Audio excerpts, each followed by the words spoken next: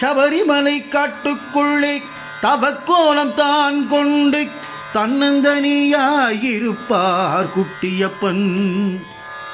சபரிமலை காட்டுக்குள்ளே தவக்கோலம் தான் கொண்டு தன்னந்தனியாயிருப்பார் குட்டியப்பன். அவரை புரிந்து கொண்டால் அவர்தான் ஐயப்பன். அவரை புரிந்து கொண்டால் அவர்தான் ஐயப்பன்.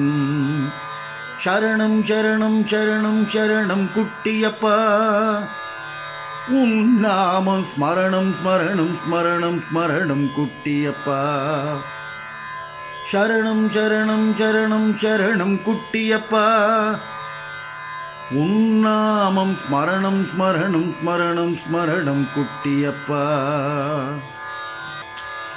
சொந்த பந்தம் தன்னை மறந்து இருமுடி தன்னை சுமந்து சபரிமலை அடைந்தவர்க்கு குட்டியப்பன்.